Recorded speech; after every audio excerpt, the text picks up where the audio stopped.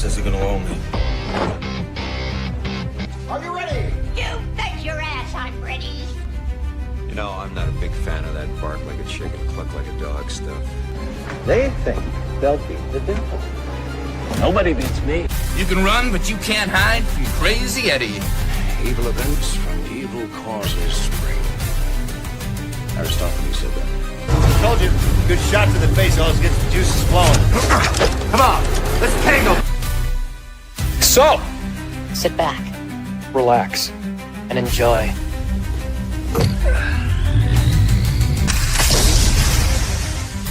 Oh my God. You are psychotic.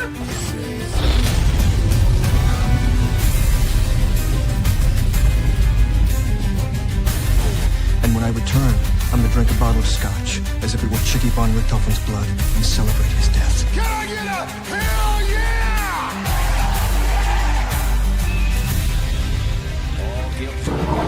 Things I do for these people. It's a bit more than I could bear.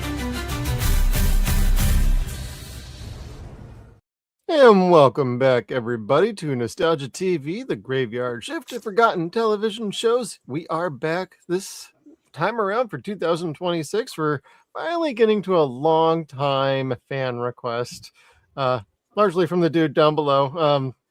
Guys, I don't know if you've ever met Skeeter before or not. Oh, wait, he's on our Stargate show every Thursday, Deadwire Live every Saturday, and he's been around. He's been following us since the beginning, man. And Skeeter, why did you want to talk about this one? This is a show I've always enjoyed. When I was younger, when it first came on, I watched every episode until we got to a certain season. But I always loved it, and it fit your guys' criteria for nostalgia TV. And I was like, you guys got to do it sometime. It's worth it. So that's why. Oh, hey, what's up? So, Yeah, I watched this from the word go. From first time it first aired, I remember some of the commercials, watching other things on NBC, and being like, okay, you know what, I'll check it out. NBC's not really known for really good science fiction shows. Like, really, I mean, they had Quantum Leap at one point, and then we had like this, and it's like, well, it was okay. And then we eventually got Constantine a little bit later, but they canceled that after one season, which is in our backlog, everybody. So if you like the Constantine character from DC Comics, we did do that live action TV show, and it's a great episode to check out. And when this aired, I really liked it. I liked some of the cast. Man, looking back for the first half of the season that we just watched getting ready for this, I was thinking, wow, some of the acting doesn't really hold up. Some of these ideas are pretty bad, and the CGI is terrible. Oh my God, Kevin's gonna have a field day with this one. Yep. Because I'm waiting for it, baby. But I enjoyed it. I watched every damn season. I want to say this is around the same time that Earth 2 was on NBC as well. I was watching that too. And that's a really good show, and it would be well worth us doing that because of Tim Curry being on that show. Oh, that's right. Forgot about that. Yeah, I didn't. I saw the pilot to Earth 2. It wasn't bad. Yeah. The ending, it sticks the landing. It's just, it takes a long while to get there. Yeah. Ew. It's just one season, but 23 episodes, in fact. It's super inconsistent, and you feel like it's going somewhere, then they kind of change their mind on things, like every 4 or 5, almost like what happened with SeaQuest here, from season to season to season. And third season's about where a lot of people dip out. So, well, whether they want to or not. Yeah, because it's the last season. Well, yeah, and they got rid of basically more than half the cast from the first 2 seasons. God, really? Roy was like, he said dipped no out. Way. He's like, nope, I'm not doing this crap. Walked away. He didn't like what they did in season 2 to the point of, if we don't get back to season 1, I'm gone. Like, he put up with enough on season 2 that made him very unhappy. Then what they wanted to do for season 3, he basically said, no. You only have me contractually obligated for 1 episode. He did it, and he wasn't happy about it. Yep. That's too bad. There's a lot of behind the scenes issues with this show. Yeah, tons. Firing showrunners and changing directions. And they fired David Kemper? Wow. Well, he wasn't as like one of the top writers. I don't think he stuck around beyond the second season. I think he dipped on season 3. Oh, I thought Kemper was like the creator, and like this was his. Him and Rockney S. O'Bannon, who would later go on to do Farscape. Everybody, yeah, my bad. But, yeah, I loved his filmography. Oh yeah, I mean, I like those guys as writers, and they know how to handle a TV show when they're allowed to do their job. Yeah. Now, Kevin, did you ever see this when it first came out, or were you more like, that looks stupid to me, I ain't watching that? I'm a little on the fence with that one. So as far as my memory goes, I was really curious to see it because I like Jonathan Brandis and I like Roy Scheider. Like, dude, I love me some Chief Brody, dude. He's fucking awesome. And like, I don't like him anything more than I like him as Chief Brody, other than this. So this is kind of a treat to watch Roy in. Or this is a kind of a treat to watch for Roy specifically. And because again, like I said, I was a big Jonathan Brandis fan when I was a kid. Like, Same. Oh, so was I. I thought he was cool. I wanted to be cool like him. I was not. And I wished he would have had more support and better help than what he'd had. Yeah. He would have had a beautiful fucking career. He would have been an Oscar winner at some point. Oh, easily. Oh, like he was running circles around some of the other actors on this show, and I'm like, damn it! Yeah, I forgot how good he was. Yeah. I mean, I have Sidekicks in the collection, and I haven't watched it since I got it. But don't watch Sidekicks. Love yourself. I'll watch Ladybugs instead. Okay. Yeah. Dude, watch Ladybugs instead. I have that in the collection too. It's a much better fucking movie. I saw. That's where they had to keep swapping. Going down the steps, up the stairs, down the steps, up the stairs.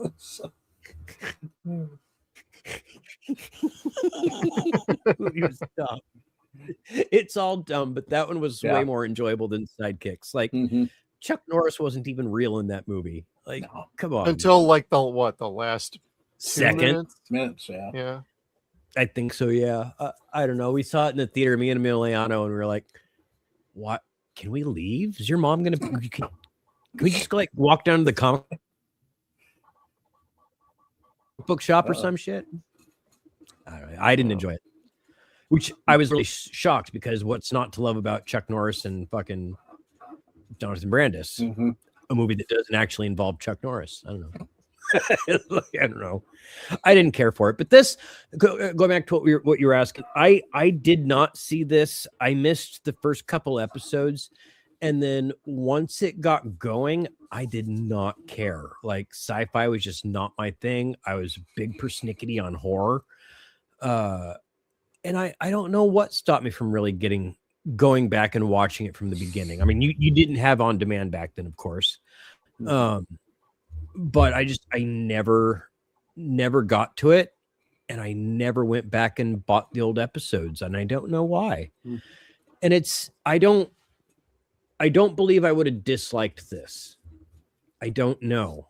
I might have, but as an adult looking at this, it's like I told you guys the other day, it's really impossible to be a Star Trek fan and not like any aspect or certain aspect of this show. Like there's going to be something that's a part of this season that you'll recognize and enjoy and appreciate as a Star Trek fan. It's very much Star Trek, like the original series. Yeah. No, So, that's an accurate assessment. Yeah. I enjoyed it for that. And they do to go just like in the original voyage or the maiden voyage, they go to all these weird, wacky, different places as ambassadors of peace and finding injustice in various places. And so again, it's a familiar trope. It's a familiar show, but it's got familiar faces in it that you really like. And it's got some new faces in it at the time that you'll grow to like in time. Yep. And I didn't really dislike this. Is it campy? Yeah. Oh, yeah. Is it a product of another time? Fucking A. Oh, yeah. This comes from a point when TV was still made for families, when TV still had like the comic book code, for lack of a better term. There wasn't someone dying once every half of a season to make ratings. There wasn't, people getting their nuts hooked up to car batteries and shit. It was tropish entertainment, storytelling, and it was very basic. It was mid-tier. And that, to me, this is kind of the epitome of that, but not so much in a bad way. Like, this is not made for Sci-Fi Channel TV. This is well done. It is NBC. It's very well acted. It's well directed. I didn't mind the CGI that much. Like, what? It's God damn it. There's some spots. I agree. There's spots where it's darker water and the sub's going. It's hard to see it. Right. But then when it's in clear water, you're like, oh wow. Okay, yeah. So that part's Yeah. But otherwise, it's not really that bothersome. It's made for TV in 1990 something. Yeah, 90s. Yeah. Yeah, 1993. So again, it was good then. In 93, what the fuck was I watching? I was watching like In Living Color, The Simpsons, Married with Children. Yeah. Married with Children. Yeah.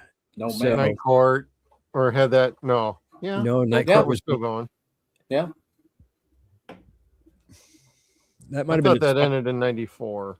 I was going to say that might have been its final year. Yeah. Yeah. Yeah. Because I had to start finding new shows to watch.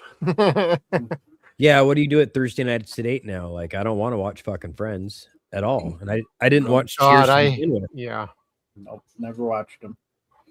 Yeah, never much for those sorts of shows. So watching anything on NBC that was outside of sports was like, is this going to be any good?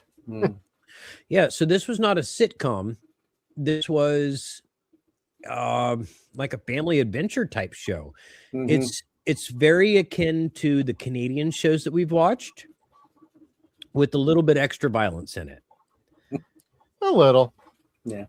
They allow gunshots here and there, or people to be shot. People be getting shot in this show. They don't be getting near shot misses from harpoon guns. Yeah. You'll shoot your eye out. Yeah. I want to say the one thing that probably would have just made me say this, I can't do this as a kid in high school, is Darwin. Do I love dolphins? And did I want to be a marine biologist? For reals, I did. Like, I wanted to go to Cal State Monterey Bay. But that didn't happen. I wanted to go to Santa Cruz. My parents were like, you're going to be a pothead. I'm not going to be a pothead. I'm a Hi, pothead. Mr. Pothead. Yeah. What happened? I'm a pothead. He forgets. You're going to learn how to make a bong. Like, it's art class, man. That's one of the things that they tell you about UC Santa Cruz. Oh, yeah, you can go ahead and learn how to make a bong out in the garden area. I'm like, how do you blow glass out in the fucking garden, you dipshit? I heard that about Humboldt, too, You still can't blow glass out. It's California, dude. It's dry as a bone. You really don't want to do that. Yeah. Anyway, Darwin probably would have killed me as a kid, as the persnickety shit that I was. That was a bit harsh. I would not have even recalled the voice, I don't think. And it's, God knows you know who it is immediately, but I did not recognize the particular voice. I don't know if I would have recognized the voice just 2 years after having seen it, or 3 years having seen it. It's his Game Boy voice from Captain Power, or from Captain N. Yep. And I was like, Game yeah. Boys. I was like, oh, he's recycling again. Don't make me relive watching all of Captain N again. I love Captain N. Fuck off. I did too, but I don't really remember that one. Rewatching it, oof. The second season's harsh. When they bring in Game Boy, it's really harsh. But the first season was a lot of fun. I love Mother Brain.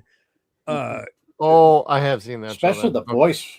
Who voiced Mother Brain? Levi Stubbs, dude. God. Yeah. That was fucking Audrey too. Yep. I fucking love Levi Stubbs. Me too. Oh, that's what made the show. Oh yeah, like she would just totally like berate and abuse King Hippo and Eggplant Wizard. Yep. And like Eggplant Wizard looked really cool because he looked just like the video game.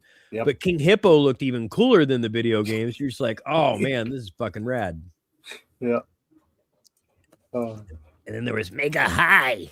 Yeah. Like, wait, Mega Man's cool. What's happening here? Like, I don't like this. Anyway. SeaQuest, what do you guys remember watching it back then? Did you guys like enjoy watching it back then? Was this like an every week sort of deal for you, or was it a every once in a while? I'll go. I watched it every week. I really liked it at the time. There were some parts I was like, oh brother, but Lieutenant Commander, those blue eyes. Stacy Hyduck, man. Where is she from, dude? Like I know her from somewhere. Well, you watched her in Brimstone. Yeah. And she was a soap opera actress. Kindred, the Embraced. She was in that, I believe. Yep. She played Stefano's daughter, but I don't recall ever seeing her on Days. Like I stopped watching Days like after long before Stefano died, actually. I don't know. But she was a Demera on Days. But she looked like oh god, one of the actors from DS9, but that's definitely not her. Terry who played Jedzia. Yes. She was on Young and the Restless, Days of Our Lives, Steel and Lace, Superboy. That's SWAT. probably where I recognize her from. As I was going to say it's probably Superboy for you. And it's probably like, oh, I had a crush on her when I was 6. Oh, she was a voice actor on Mirror's Edge, Catalyst, second one. And she was Star also Wars in a horror Old movie, Republic. Luther the Geek. Nash Bridges, I remember her from that one. Those eyes. She was in Heroes. Yep, she was in Heroes also. I don't recall that. Those eyes get me every time. Even Yeah, now, that I was was like, it. ooh, yeah. I was like Lucas. Naked? What? He was getting the meat sweats. Yes. Oh, and Parker Lewis Can't Lose, she was in. Oh, yeah. okay. That would do it. Yep. That I watched religiously. Same. I loved that show. Prison Break, she was in Burn Notice. I remember that. Yeah, she's quite the television actress. So, and she's still working. Wow, she's still on Days of Our Lives. Holy cow. Oh, wow. Well, they got to have a Demera, dude. Stefano's dead. Yeah, Kristen. Susan Banks. Allegedly dead. The actor is dead. We don't know. He could have pulled it off in real life. He did in the show several Facial times. reconstruction surgery. That's true. He did. Tried to look like John. When him and Roman. Oh, did he really try to look like John? Or was it Roman? Roman. Or yeah, Roman. That's what it was. Been That's forever. right. Because he had the Scorpio ring. I remember that. Yep. Little kid. Good stuff. People are like, I thought we were talking about dolphins and porpoises.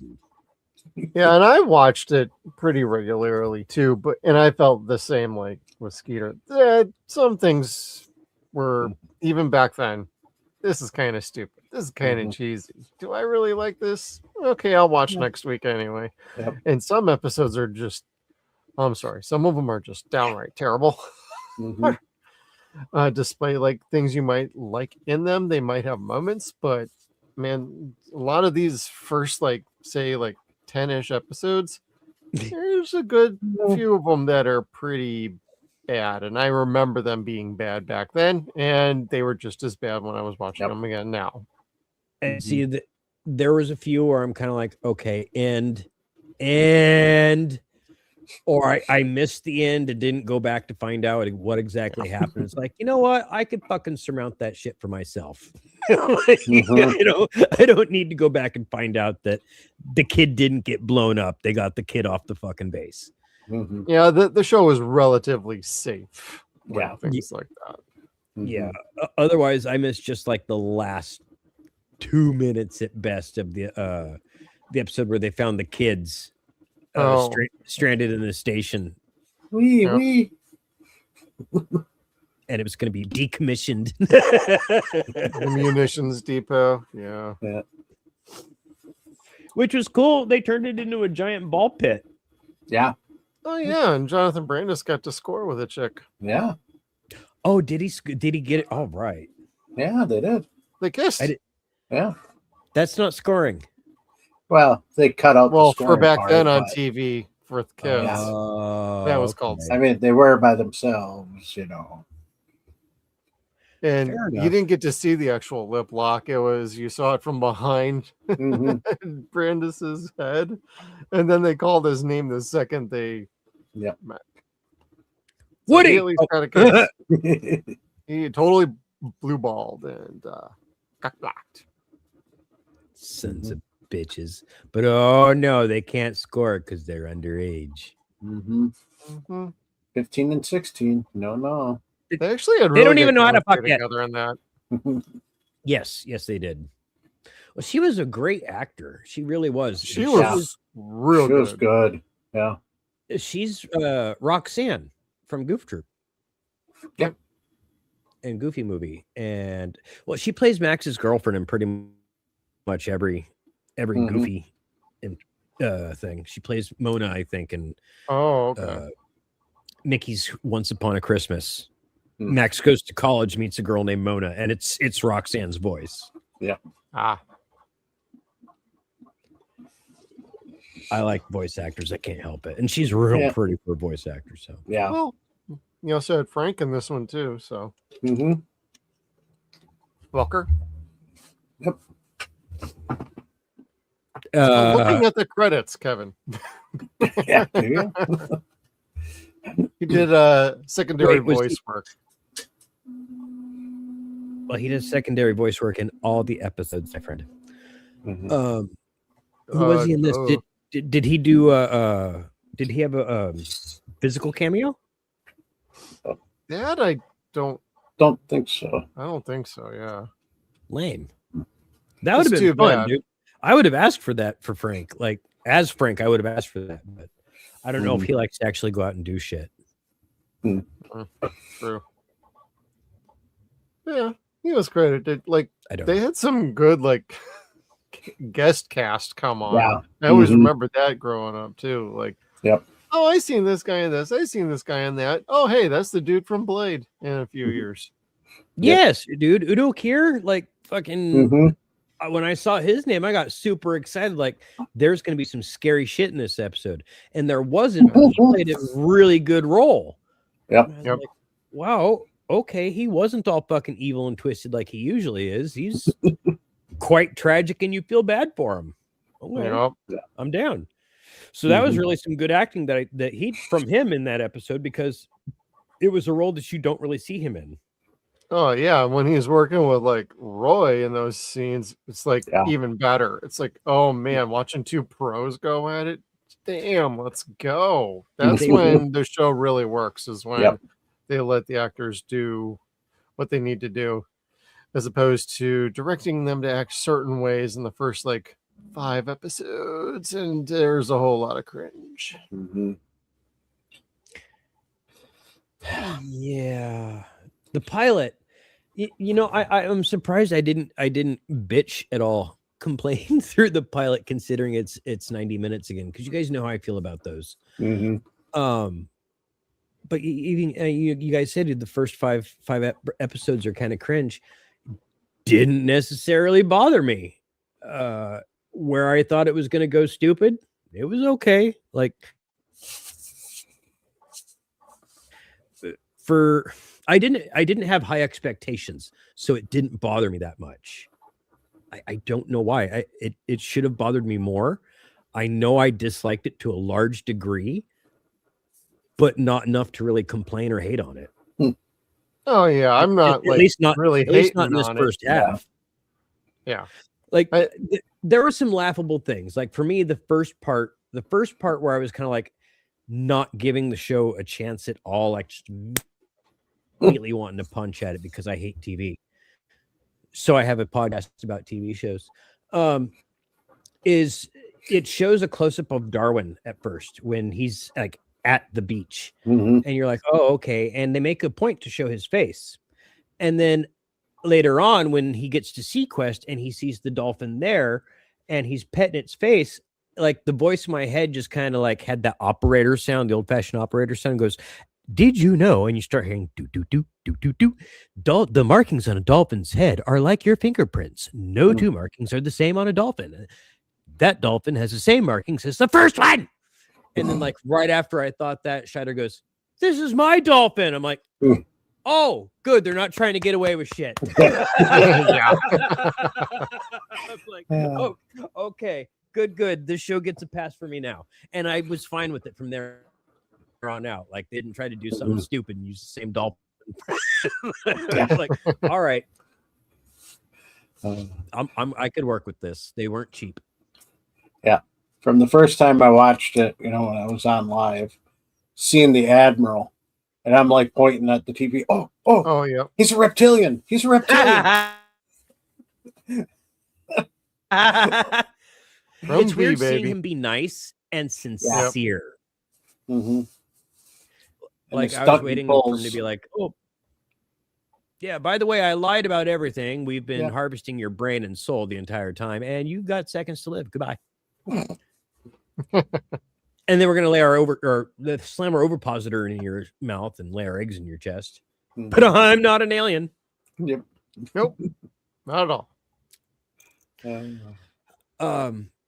But I didn't dislike it. It wasn't campy for me. There are things in this show that may appear cheesy, like the tram.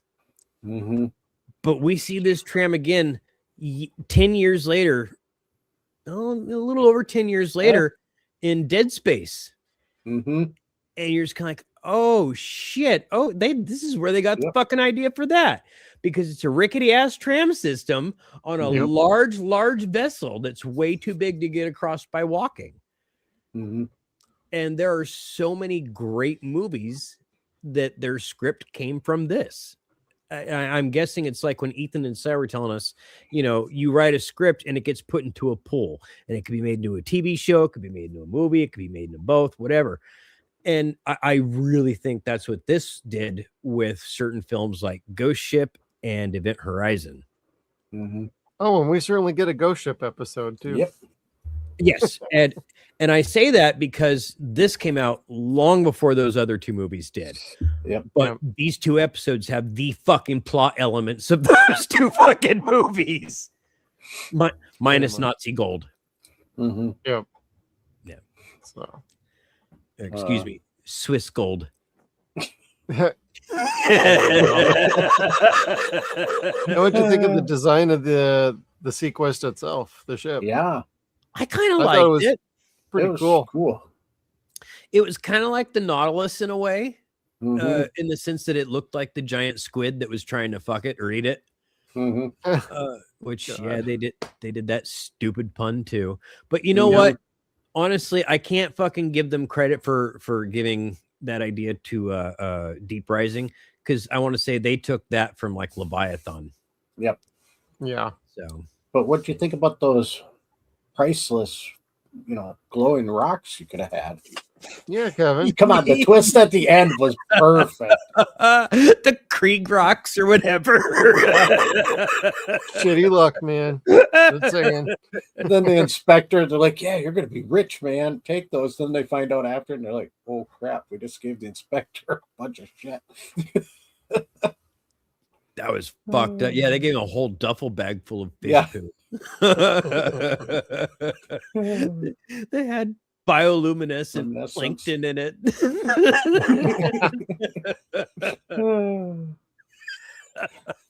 Bioluminescent bacteria in the fecal matter. That's right. Pretty much. Oh my god. That was some funny shit. No pun intended. Yeah. Actually, that pun was totally intended. I lied. Yeah, that fits. Yeah, there was like good humor every now and then. Not always, but like Right. stuff like that. I mean, it was like perfect. And they did the timing of it perfect too. So. I think so. There is a very good balance between when they want to be very dramatic and serious versus when they want to be lighthearted. I don't want to say campy and cheese. That's not it. It's lighthearted. Mm-hmm. The campy and cheese usually comes from when they're trying to be action packed. When they're trying to be more Spielbergish is when they're more lighthearted, and that's okay. Yeah. That's fun because again, It's a Spielberg production. So. yeah, Yep. fucking Hamblin Entertainment. Star Trek did that too. Mm-hmm. There was always moments of them hanging out in the bar or playing a fucking game somewhere. Not necessarily the holodeck, but because that's later. But anyway, I lost my train of thought, but I liked what they did with this, and I like the similarities to Star Trek. That's probably what saved this shit from Darwin for me. Like that was just totally awful. But again, I love dolphins, so I'm kind of like, yay. What about when they brought the orangutan on? Oh, dude, Vern. see, Vern.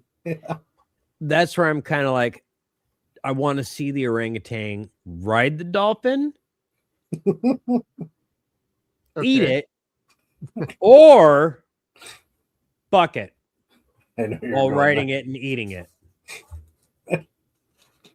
The twisted mind of one Kevin Smith. Mm-hmm. Dude, you ever choke out a dolphin before? Stick your thumb in the blowhole. Thumb. Wow. Oh, I got big hands. Good Sorry, thing Kev, we're I like got late big night hands. Friday nights talking about this right now. Forgot we're talking about little glory hole man there. I don't care if Yeah, it's a rock and roll. We're gonna have to work on our glory hole jokes for tomorrow then. In my head, it's Jessica Biel. Of course it is. I'm gonna have dreams about. Anyway, yeah. Go ahead. I gotta stop. Oh my God. I'm having flashbacks to elementary school. Skeeter, you got any favorite characters? Favorite? Yeah, there's a lot of good characters. Lucas is my all-time favorite. Our captain, Reichrider, is good so far in this show. You could tell where he starts to like, yeah, I'm just here. Yeah, I don't want to be, but I'm here. But that's later on in season 2. Yeah. But Ford is good. Even though sometimes he's a little overacting for the show. But yeah, and Ted Raimi, Ted's cool. Ted is the man. Even Ted in did this, all right. he's okay, but not his best. But he still has his moments here and there. Like I want him to be funnier, but he's not. Here and there he is, but like I don't when know he that got, they knew how to use Ted. I Well, think so. That's what I would argue about a couple of the cast, like especially like Stacy Catherine Hitchcock, Lieutenant Commander, especially with her. There were some episodes at the beginning. It's like, why are you having her act like a complete moron? Yet she's supposed to be a lieutenant commander. At least by the time you get to episode, say 7, 8-ish, they totally knock that crap off. Yeah, she's got balls. Yep. Especially when she was doing the standoff with the Federation in that mining episode. Yeah. That was cool. But her taking over, well, yeah. While everybody was sick and everything, that worked. Yeah, and the fact that Captain knew that she was going to be able to do that was pretty goddamn cool. I liked that episode, sort of. Yeah. I mean, it was very predictable, but it was cool. Right. But then we had a great guest actor on that episode too. So the doctor who made the virus. Yep. So Udo. what's his name? Oh, Udo Kier? Yeah, Udo Kier. Yeah, I love him as an actor, and he did great on this episode. He looks so young and thin. Oh, Poor guy. I'm sorry. Yeah. So what happened in between this and fucking Blade that aged him so much? Oh my god, it's like he aged like about 15 years. Yeah, in a span of like 3. Booze born will a do that to you. vampire.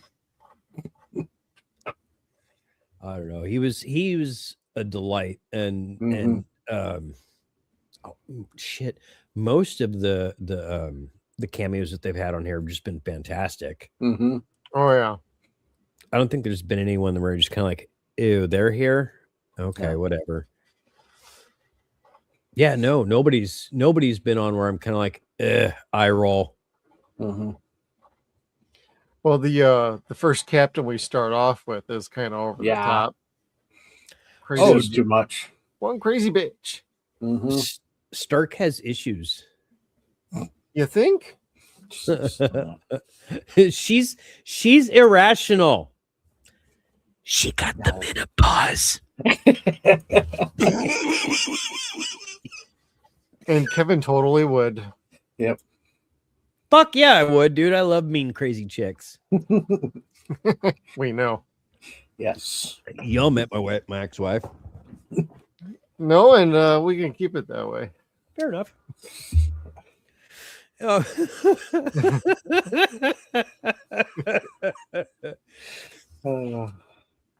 I like a mean. Now, God damn, I want to ask for a spoiler. Does she come back? Because we've already seen her twice. And I want to see her again because that seems like something that's worth exploring. Like, I want to see her actually explode. What was her name again? Stark? No, I meant the actress name. Oh gosh, I don't know. Never mind. Let's see if I can. It wasn't Katie Sackhoff. That's all I know. Yeah, no shit. Too early for her. Yeah, it was, huh? First thing I remember seeing. Shelley Hack. Oh, okay, yeah. And let's see, how many episodes was she in? I'm not even sure. 3 or 4. I'm gonna have that stuck in my head now. How many lumps do you want, Doc? It says she only did 1. Oh. Which doesn't make sense. Wait. No, that's right. Yeah, because they split the first one into 2 episodes. Yeah, that's what it is. Who is the actor that they got to be their Mary Sue in the second half of this section? He's one of the doctor's new science techs that becomes the parapsychologist, and he's the guy with the beard and the long greasy hair. Yeah. He made me think of like a magician look or something. He's a total definition of a Mary Sue. Like, he's the guy that's there. I happen to be good at this. I happen to be good at that too. Like, yes, really, I speak 5 different languages and I can help you. Yeah, it's like we had Krieg for that, but whatever. Yeah. I don't know. And Krieg, he had some great scenes in this half of the season. Like he was, of course, the comedic relief, but then he's got that moment where it's like, no, Captain, I need to go and save my wife, your ex-wife. Yeah. Well, he'd say wife and then go ex-wife and he'd say like, whatever, I need to go, make sure she's okay. I wouldn't feel all right with myself if something happened to her because of me. Yeah, because they put her in this position. Yep. Yeah, so it's like he's not in love with her, but he loves her at the same time. Oh yeah, that was actually a good backstory, side story for a couple of characters, because we hadn't really seen a whole lot of that in shows of similar nature before. The most we ever really got was like Worf and like Deanna Troi, and then Riker being like, "Go ahead, I don't care." Yeah, and that was you're adults. Yeah. Riker's like, I just banged 7 other chicks on the way here, so fucking whatever. Yeah. I had that 17 times last season. Yeah. And hang him and bang him.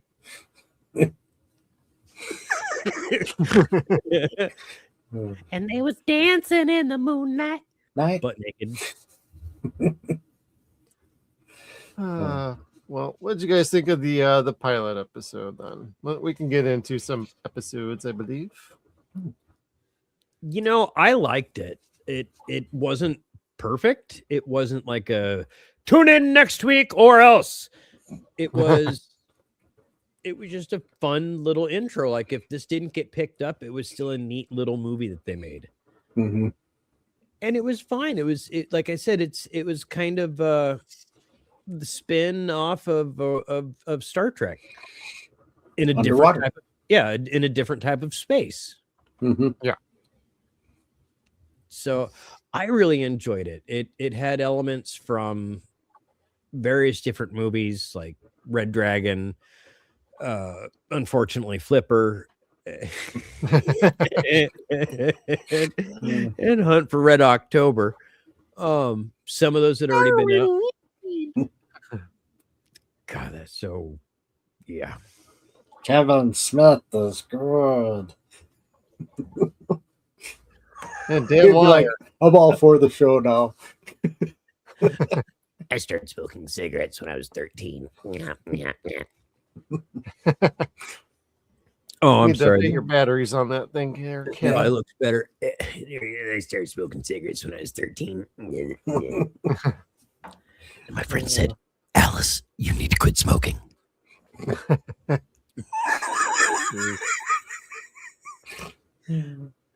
Oh, dude, now I'm hearing "Feel Like Making Love" by Ned Blavlonsky. Blah, blah, blah, blah. Like making love. I mean, I like making love, darling. When I think about you, I think about. That is not on Spotify, and it fucking should be. Nothing from the Chef Aid album is on Spotify.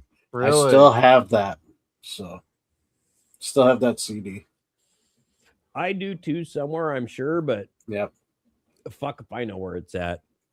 I know it's in a closet with a bunch of other CDs that I got in the suitcases. So, no. Going back to the pilot, when did it get good for you guys? Like, were you guys automatically down with it, or did it get to a point where you're like, okay, he's decided he's going to be the captain, I'm down with this show now? Yeah, but when he became captain, that's when I kind of was like, all right, I'm game. It's like, okay, he's going to stick around. Yep, this is going to be good.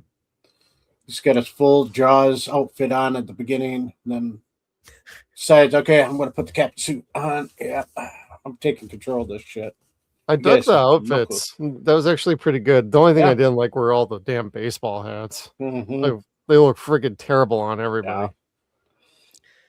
Yeah, the outfits otherwise are pretty cool. Like I remember seeing that and being like, that's not bad. Like looks comfortable. Michael Myers, but professional. Yeah. Indeed. It's a little futuristic, but not too futuristic, Yeah. Everybody's a mechanic. Yep.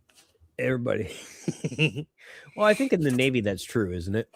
Pretty much. There are some that don't wear those. So I got a couple Navy buddies. Are they clean? Yeah.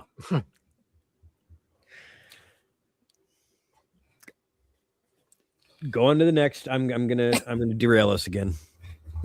Well, it was written by Rockney and let's see, directed by Irvin Kershner. So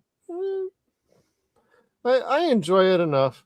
And didn't he direct Empire? Yes. I know stuff. At least I think so. Yeah. I was gonna say that. So, yeah. That's the guy that yelled at Mark Hamill. Fuck him. Well, he also did Never Say Never Again. He also did RoboCop 2. I'll forgive him. Never Say Never Again was really cool. Oh yeah. So I mean, they had definitely some talent on this show, and the pilot it's got enough going for it, and it's intriguing and interesting enough that it would win over most people being like, okay, first episode, this is pretty good. We'll see what the next one goes like. That's when they follow it up with basically a land episode and doing their best. What? You missed the ending of the pilot. Kevin's favorite thing, the little PSAs. Oh, yep. And they carry that forward through at least the 2 seasons. I don't remember them in season 3 though. No, I think they stopped them halfway through season 2, if I remember right. I could be wrong on that, but it's been a while since I watched it. But yeah, I'd have to keep an eye on that when we watch that part. Yeah. Wholesome. That's the word I would fucking define this shit as. Wholesome television. Mm-hmm. Well, yeah, it's like watching the Family Robinson with Lost in Space. Mm-hmm. Yes, very much so. Yeah. All right. Sorry, I just couldn't put my finger on it. Like, why is this so? Yeah. What is this I'm feeling like? what era, decade is this dinosaur? Right. That time it was important information you needed to know, Kev. I like PSAs though. Like on the old He-Man episodes and G.I. Joe, it was always cool to see what the fucking moral of the story was as a kid. Now, as an adult, of course, you don't want to sit and deal with that. Mm-hmm. And now that we live in an age of streaming, you most certainly aren't going to sit and watch that shit unless you're like really curious. Mm-hmm. You'd have loved Mysterious Cities of Gold. Ooh, remember that old cartoon? I loved it. But the PSAs at the end, since it was originally made in like Japan, they like showed everything, like foreign tribes. End of a kid's show, you got a bunch of naked people with their titties bouncing around, and you're like, oh, National Geographic. Yep. Talking about tribes and other stuff. It's like, oh, okay. Well, for a young teenage boy, just seeing Stacy Hyduck in her workout clothes, just that's even how kinks today, too. Even today, I still enjoy that. Yeah, I saw it just recently, and yeah, first time. Everybody has their first time. Yeah. Kevin just did too. Yep. I was not unhappy. I started to hate Jonathan Brandis a little bit, but understand him all at the same time. Yep. I didn't like him at the start, but by about the midpoint, I'm like, okay, I kind of like him. I just wish his character wasn't acting like a complete tool sometimes. Mm-hmm. Well, I know teenage boys. Yeah, I get it, but at some point, somebody's gonna smack him around enough, and he's gonna have to start paying attention. He doesn't really get his tough love till season 3, though. Yeah, that's when Michael Ironside does not put up with his shit anymore. That's fucking cool. That's when you get the Clancy Brown moment. If you disable its hand, it can't press the button. Oh shit! Does he break his fucking hand? No. That's just the Starship Troopers reference. Mm-hmm. Oh, it's damn! That kind of moment in season 3 when they tell basically Jonathan Brandis's character that you need to grow up, be a part of this ship, part of the crew, or get the hell out. Mm-hmm. Oh, he got a lot of leeway with this captain. So Bridger. What did you guys think of that relationship? I liked it. It was a good relationship. And Bridger definitely was keeping an eye out for him. Yeah. So he had some sort of care, but he had his own family that was lost at a point. And so it was almost kind of like, well, I'm back at work. I kind of am watching a kid. I'll treat him like he worked with Darwin, so he liked that him and Darwin were a duo. Yeah, it was Darwin's pet, so he couldn't get rid of him. Don't call him a pet. Yeah, that's how I look at my son, dude. It was Lucy's pet, so I just I kept the kid, and then Lucy died, and I couldn't get rid of my kid. You had a fair trade going there for a little while. Right, my big old fatty fat. At least until the regulator shows up. Oh God! Now that's where I was kind of like, "This is stupid." And he's an actual legit genius who just went nuts. Yeah, gotta find the center. The center. The dolphin speaks. Why won't it speak? It's like, bro, are we really being that stupid here? Yeah.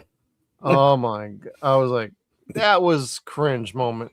Yeah, it's like it's on intercoms all around you. You hear it above you, but yet you're looking down at the dolphin. Come on. But no, it speaks English perfectly fine. Yeah. So he kidnaps the damn dolphin. I'm like, freaking moron. Sitting there drawing on the paper. Center. Where is the center? Center of the universe. It's in you. It's on you. Then he has that. Oh my God. He's right. Like, oh jeez. Yep. Now we're getting campy.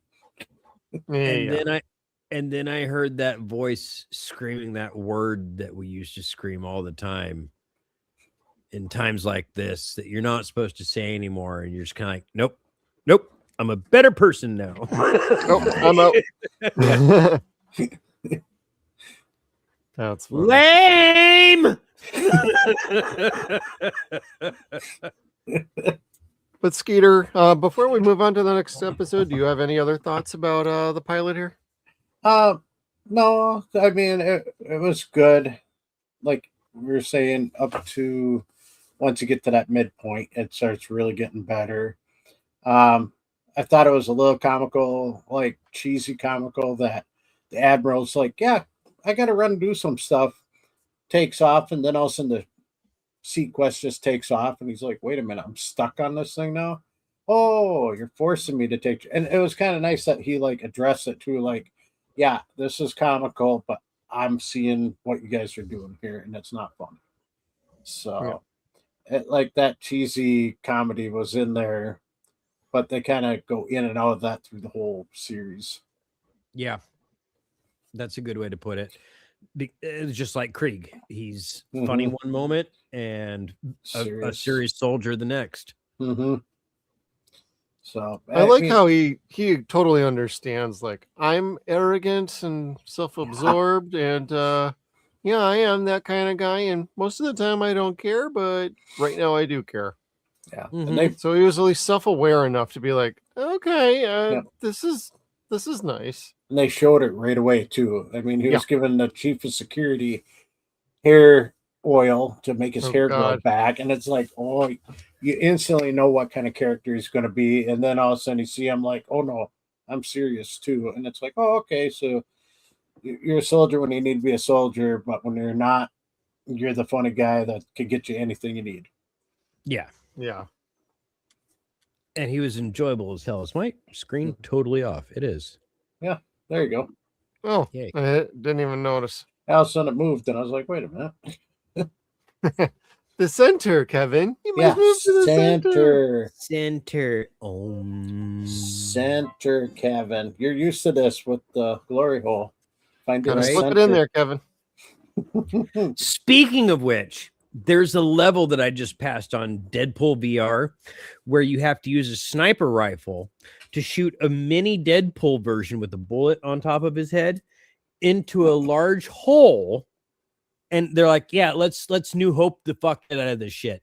You have to shoot inside of this like womp rat type thing, like blow up the Death Star. And yeah, there's so many penetration jokes. It's amazing. And it's just like going into the glory hole. Oh my God. Well, speaking of penetrating holes, we have episode number 2, The Devil's Window. While investigating a black smoker, Darwin becomes seriously ill. Bridger must contemplate setting his longtime aquatic pal free in order to save his life. Mm-hmm. And boy, this is kind of I don't know.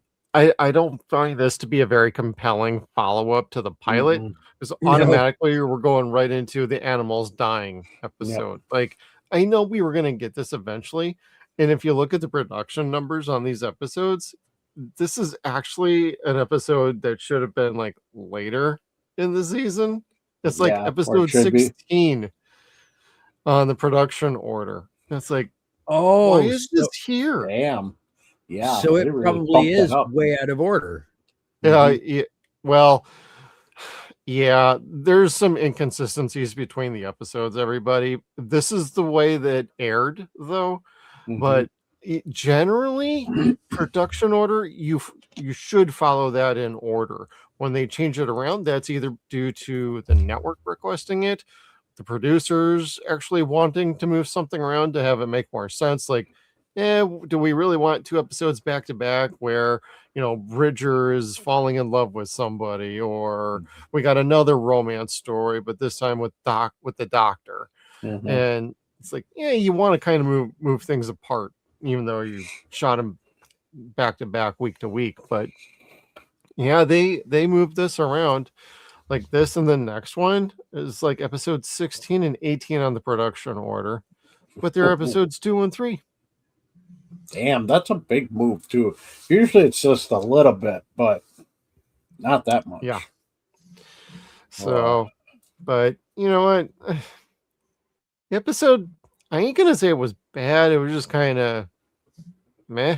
When I watched this one, I'm like, I'm gonna fall asleep while I watch this one tonight. And I nearly did on that one too. It could have been more impactful, like 15 episodes later. Oh yeah, that's why it's like episode placement is very important, and it is very obvious in these first several episodes. Like they moved stuff around, but we do have it. I could kind of see why they bumped it up so far is because they got that probe that they fire into that. Then we find out later about that probe. So I think that's why they bumped it up instead of in it like a back-to-back episode. Like they wanted you to forget. Go, oh yeah. Forgot about that. My idea is they moved it up so that everybody could just move on, because you know what, we're gonna get this episode eventually. This is one of the weakest episodes of this season. Let's just move it up front and move on, because after that, most of the episodes get a little bit better and better and better until it gets pretty solid in the second half. Yeah. So, but Black Smoker was an interesting idea, and then finding like Bridger's got like some Hawaiian pothead doctor friend. Yeah. Hey, you want a beer, kid? No, it's just not a real beer. It's fake beer. Yep. And I love where he's like, he's 16, so get him too. Yeah. It's like, this guy's fucking cool. Yeah. Oh, the reactions on the faces were great for that. Yeah, so. His mother is on the video comm before he comes out to make sure it's safe to come on. It's like, oh, it's you, Bridger. Yeah, I'm here. But,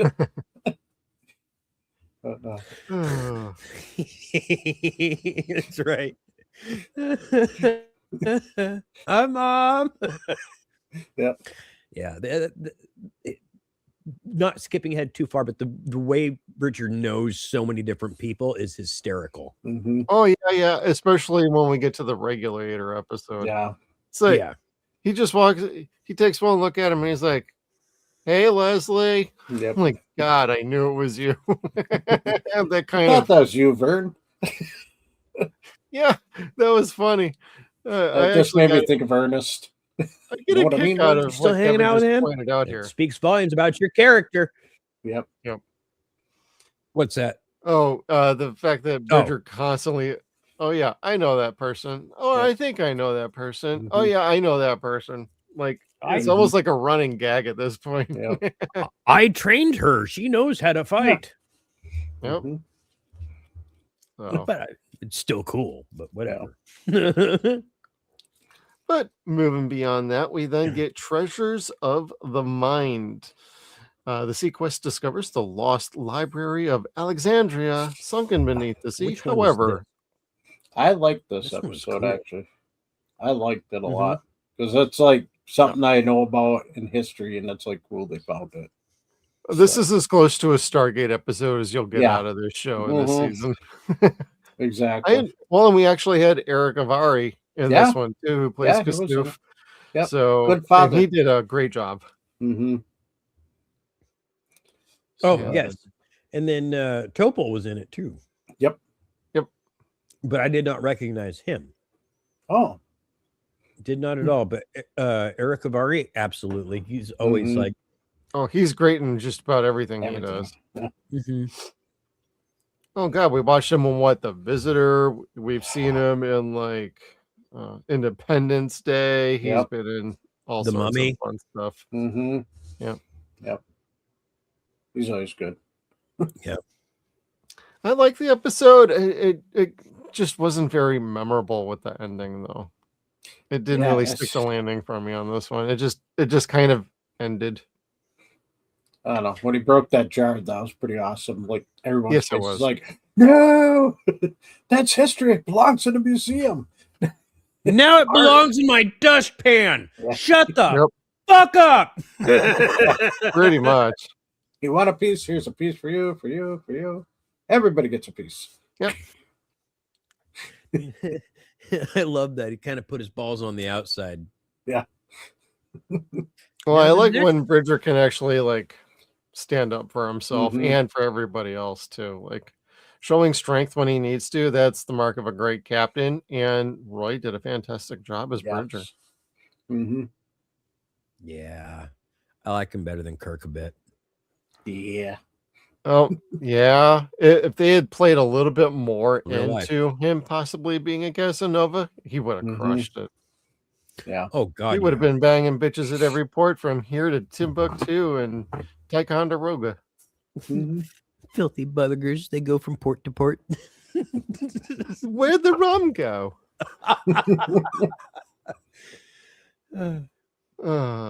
Any other thoughts on Treasures of the Mind? No, just that's one of my favorite episodes of the show. I enjoy it. I just the ending just didn't work the Yeah. best for me. But But that's a lot of episodes. yeah, I felt like they played it a little too safe Mhm. being on NBC when they could have given them, okay, you can do something a little bit different in a couple episodes, but not Yeah. the whole show. We got to make sure we keep the family tone going here. Mhm. And always a happy ending. Yeah, it's always got to be a happy ending, just like Kevin at the Glory Hole. And Yep. those are better happy endings. Yep, That's true. because you pay for it, Mm-hmm. One way or literally the and other. figuratively.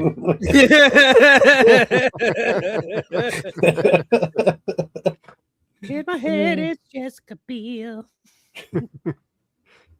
Yeah, let's see here. The next one. Ooh, this one I really enjoy. Mass murderer Dr. Ruben Zeller. This episode is games, is unwittingly taken aboard the SeaQuest. Placing him in custody, Zeller is able to escape and informs Bridger that he's hidden a toxin frozen in ice somewhere aboard the ship. A toxin that is surely melting with each passing second. Mhm. And this is played by Alan Scarf, and he did a great job. Mhm. He was a perfect villain for this episode. I thought he would have been really solid as a recurring villain too. Mm-hmm. But I like the escape routine, and and everything going on and constantly being a step ahead on everybody was enjoyable, and little cat and mouse game. And then Bridger just totally gets wise to him, and he's like, you know what, we're gonna play your game, and you ain't gonna like the ending now. So I enjoyed the performances best of all, and the idea of you got a escaped convict just running around, and they dedicated a whole prison just to housing his ass. Him, yeah, up in the Arctic. That was pretty cool. Which there are probably prisons like that, where it's just set for a select few people to be in. That's where they should put some of these deadbeat criminals at. Yep. Yeah. Greenland. No. God. Too nice. We're buying it at some point, I think. Yeah. So. Or are you talking about the movie, Kevin? I was actually referring to Spies Like Us. Oh, yep. Yeah. Where they get sent to Greenland. Yeah. Anyway, yeah. Sorry, I realized after I said it, like, probably shouldn't have mentioned that. It's like the reference is not going to be understood right now.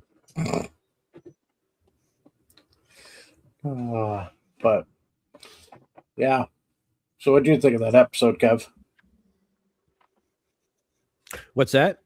What do you think of that episode? I didn't dislike. Actually, no, I did dislike it. It was pretty fucking predictable from the very get go for me. Where he wouldn't let the commander check who he was or check his ID. It's like, oh, come on, man. Now you fucking know better. I know better. But he had frostbite in his hand. That's why he couldn't shake hands. Yeah, right. Like, that was a little too on the nose. Yeah, but it worked as a Holmes versus Moriarty type fight. Oh yeah, it did. And that worked out well between him and Bridger. The swerve, double swerve, triple bypass swerve, like the ending was, who's telling the truth, who's bullshitting, who's gonna bluff the most or bluff the best. Well, it was decent. I enjoyed that part. Yeah. But the doctor falling in love with the guy at first. I'm kind of like, no. She should have just always suspected and tried to fucking like string him up by the balls. Yes, Clarice. and then she should have strung him up by the balls. Yeah. Because genocide's bad. Oh yeah, no kidding. Yeah, he was kind of a nasty fellow, and yeah, the show is very predictable and formula. But the fact you got actually some characters you can get into, it kind of makes it worthwhile. It's like, they're playing it safe. I know where this is going. I know they're gonna catch them. I know they're gonna save the day. Nobody's gonna die. Yada yada yada. This was a different time in TV where sometimes you stick to the formula until you can move away from it. Even just to grab people's attention and be like, let's just show you our characters. We know you're not stupid and you're going to figure this out. But at least you'll get to meet our characters and their relationships with each other. And a lot of those relationships do develop and smooth out any inconsistencies between them as we go through these episodes. That's the strength of this show, is the characters. Easy. Yeah. The characters and the relationships amongst one another. Yep. And the divorced couple. Yep. I love them bickering with each other half the time. It's so funny. Yeah, the only thing better than watching a fucking old married couple bicker, an old divorced couple bicker. Yeah, I never loved you. I never loved you either. Fine. Cool. Let's get to work. I'm leaving. Thank you. Hey, my clock is ticking. Okay, bye. Gonna go play video games now. Yep. Well, that was games, everybody. And then in the next one, Treasures of the Tonga Trench. As the SeaQuest undergoes inspection, Lieutenant Benjamin Krieg has a close encounter with an unknown life form while in a sea crab in the Tonga Trench. When the creature lets him go, Krieg discovers a treasure trove of mysterious glowing, quote unquote, stones. That may mean big money. However, the bigger threat to SeaQuest is the greed overtakes the crew, or is it the unknown life form? It's a shitty job for everybody. Just saying. And I felt like I was watching a Quark episode from DS9. Right? Yeah. I'm only going to tell you. That's where it got predictable for me. So Yep. I was kind of like, as soon as he said that, between you and me, no one else, just you and me. That's going to be more than you and me in like, about all right. 1 minute and counting. And by minute one, boom, done. Yep. Like you already know this is going to go the way of, and they tell two friends, and they tell two friends, and so on, and so on. And it's really what it is.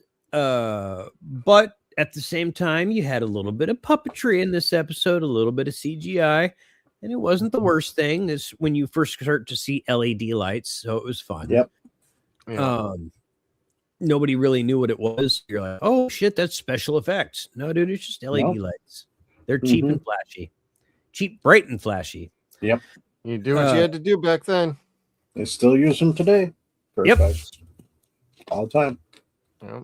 And the monster just kind of worked for me. The monster was not the main part of the story. Again, it was humans being the monster and greed being the real evil green monster in that episode. But again, you had the great moment of giving the trainer the big bag of rocks, saying, hey, thanks for turning a blind eye or helping us out, whatever. And the best part worth noting is that was Yaphet. Was that Yaphet Kodo? I don't know. Was it? Let me check. I thought so. But he kind of ripped off a scene from Red October with oh yeah, they did. James Earl Jones, flat, solid stomach. Oh yeah, I remember that from Red October. Yep. Dude, that movie is so good. Yeah, Yeah. I love that movie. Yeah, there's some really good sub movies out there. Neat. Rachel Crimson Harris Tide is one of my favorites.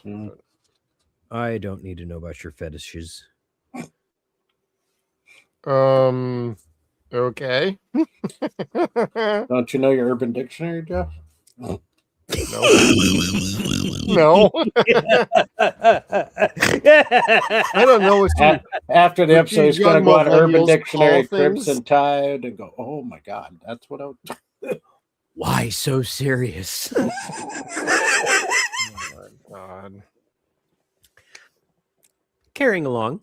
Yeah. I don't know if I want to anymore. Okay. I want to know what that fucking is.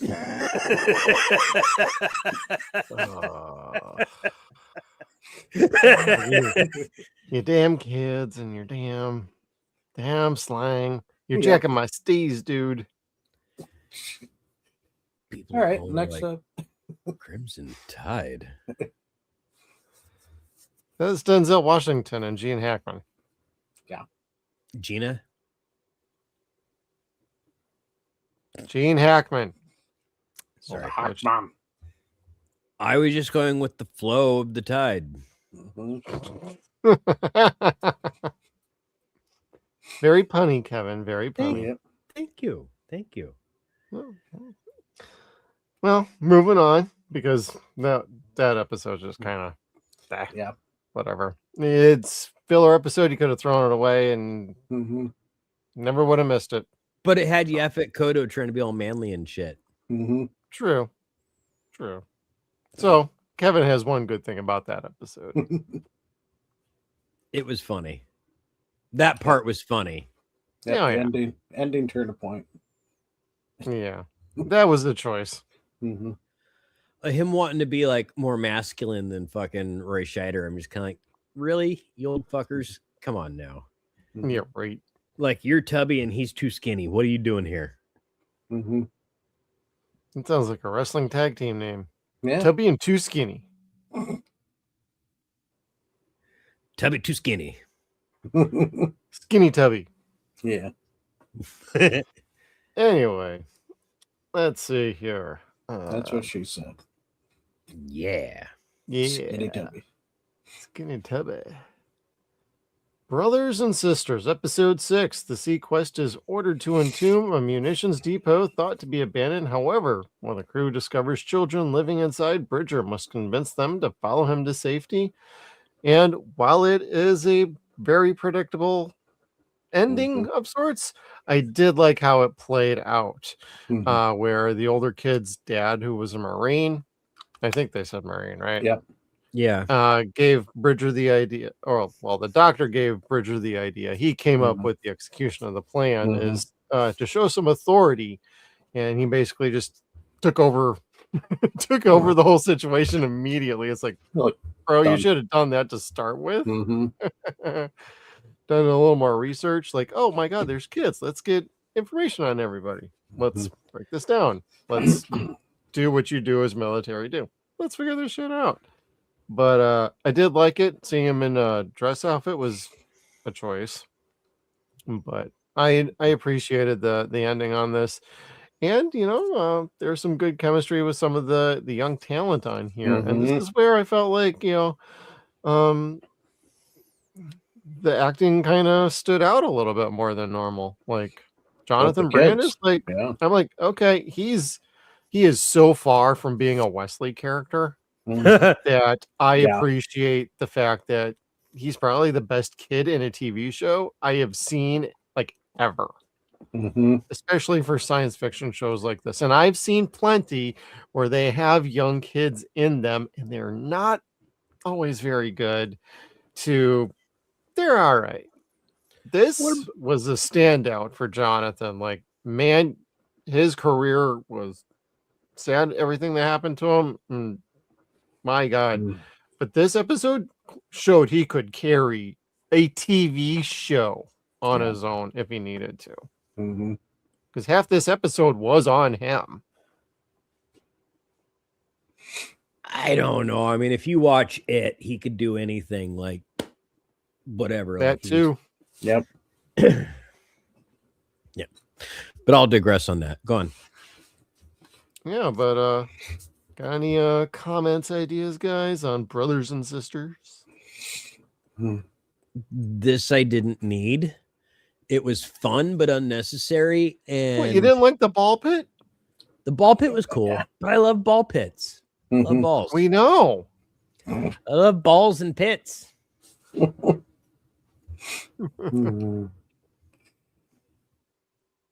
Manly pits. Or the chief engineer running around with the two little brats who were running the shell game on him. That was kind of fun. That was I got a kick out of that.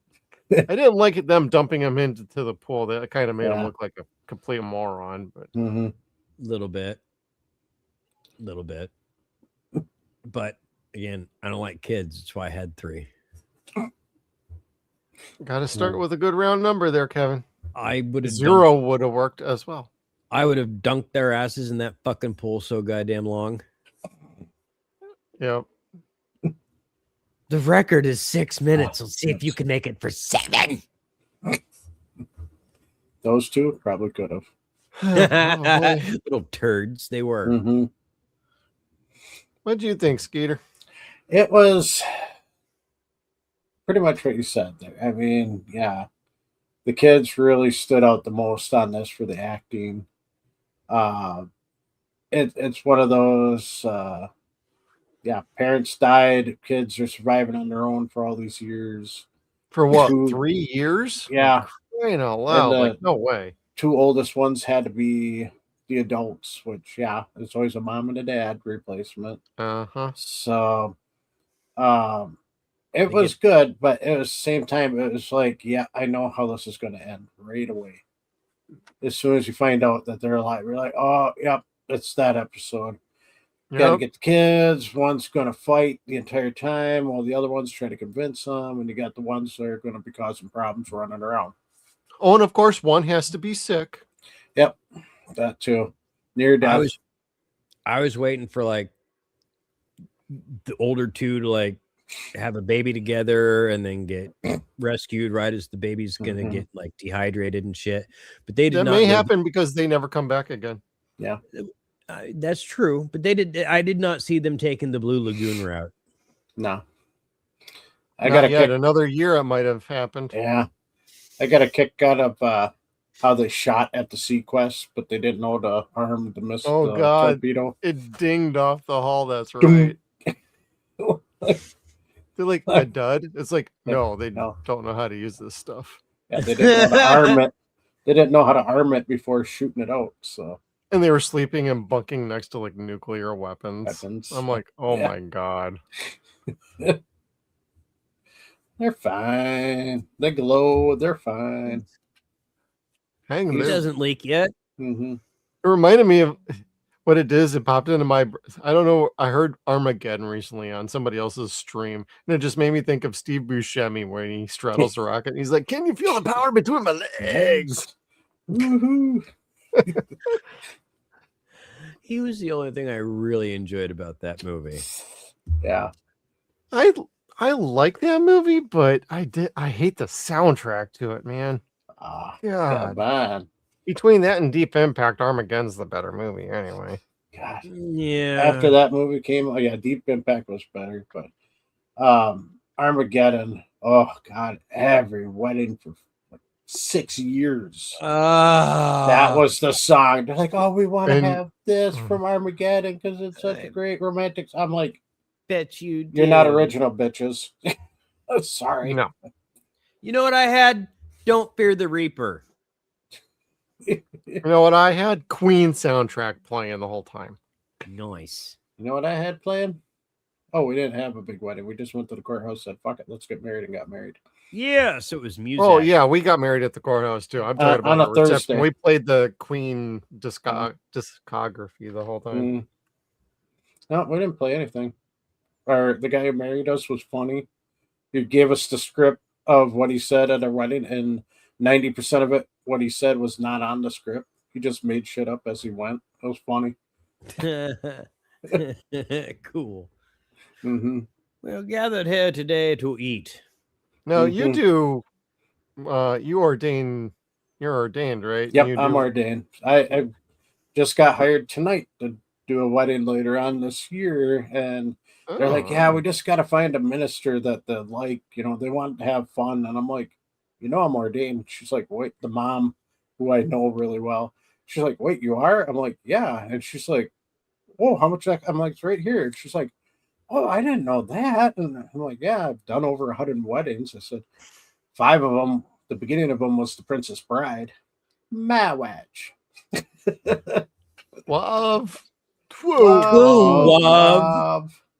Is what brought us together today. Yep, and I do it in that voice too. So, well, I was going to ask you super quick, like, what's the shortest wedding? Shortest wedding you ever did? No joke. It was even before COVID, because I was marrying couples during COVID, because it was very few people. Yeah. But it was before that. I had a couple. They're in their 50s. Second time around getting married, and they're like, we just want to get married just to get it done so everybody gets off our back. Okay, cool. Where do you want to do this? Yeah, we just want to go down by the lake on the dock. Okay, how many people are coming? It'll be you, us, and our 2 witnesses. Cool. How long you want it? Short as possible. All right. So we get on the dock, get everybody lined up, and I go, do you? And they both looked at me, and he goes, yeah. Do you? Yeah. Congratulations, you're married. They go, that was perfect. Took not even a minute. And now pronounce your husband and wife. In my head, I had it. You said, do you wanna? Do you wanna? Mm-hmm. That's basically what you did. Yep. Do you? Yeah. Do you? Yep. Great. You're married. Let's go. Boom. To the bar. Time. Yeah. I'd have been all irate about it like the guy from fucking Spaceballs. There she goes, running down the aisle. Walking right down the aisle. Well, keeping us moving along All right, here all right. on next episode. Give me Liberté. We finally get the supernatural episode of sorts. Yeah. Now, Kevin, you're a little more on the supernatural side. You like your ghost stories. I know this one was a little bit predictable too, but what did you think of this one when it went a little spookier?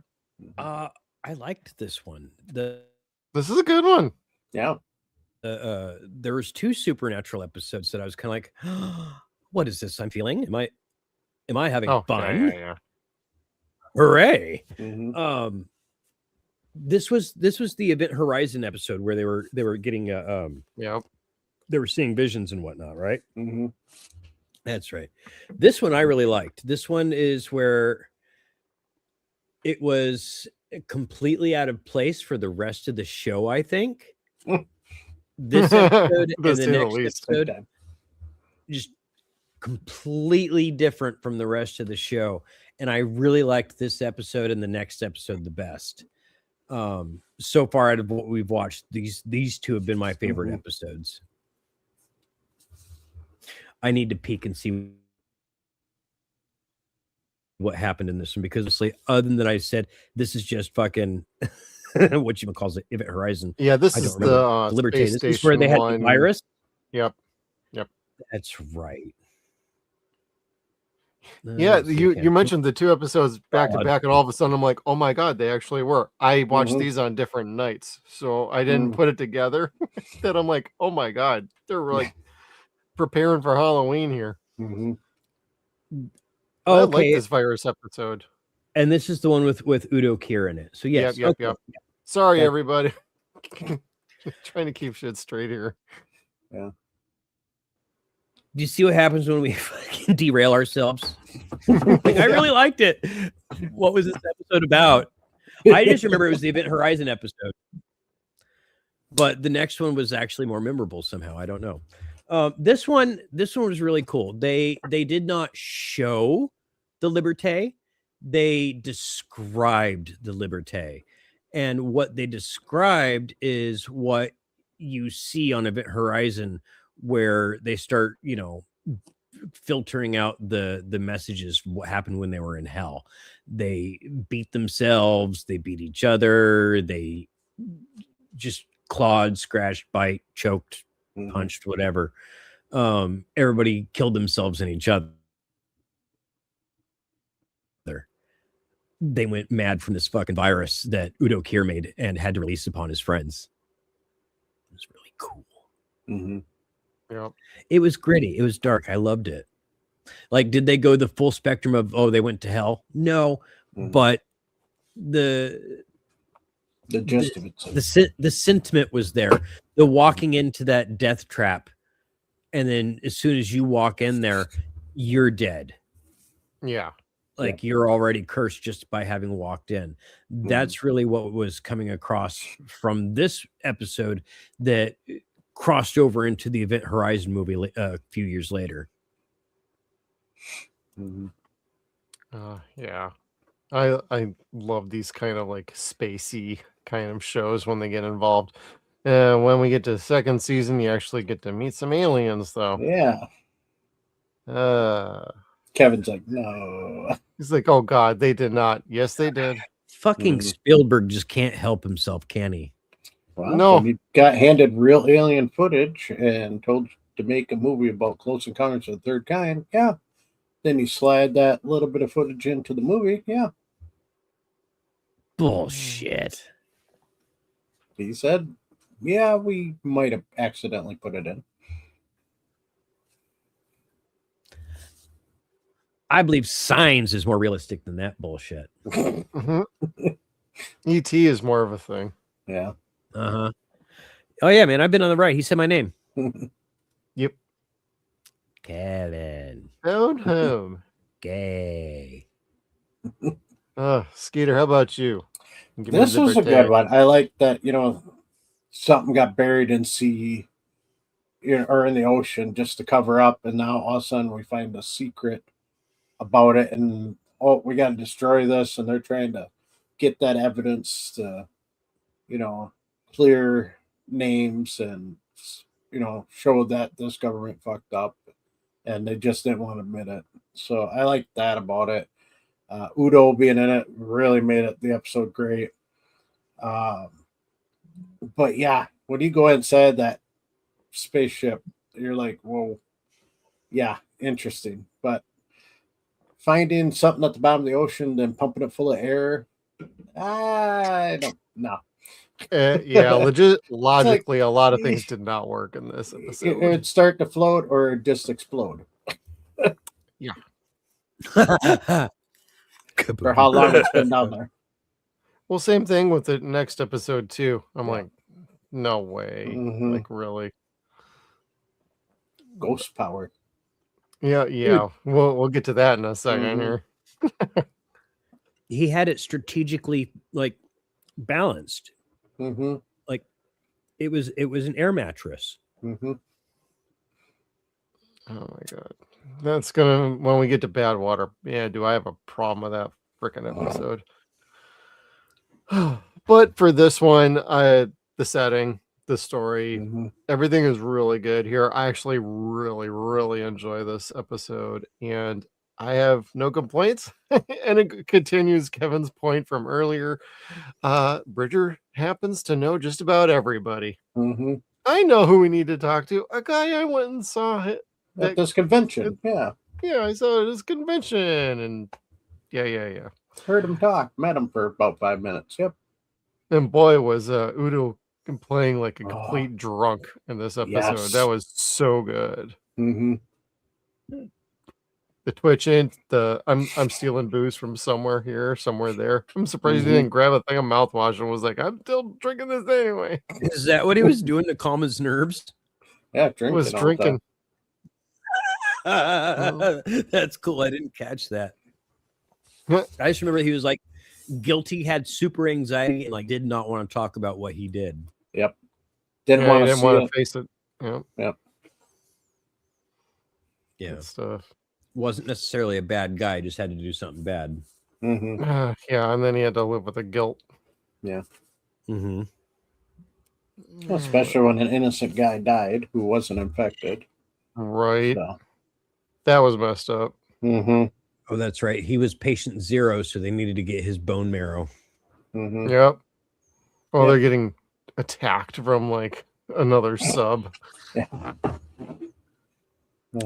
I bought a submarine game on my VR headset, and I started playing it today just because it's like, you know what? I want to get the experience of being on a submarine before I get on this episode. And I got as far as like shooting something on the deck, and that was it. So I didn't actually get the full submersive experience. So next episode, There was a SeaQuest video game.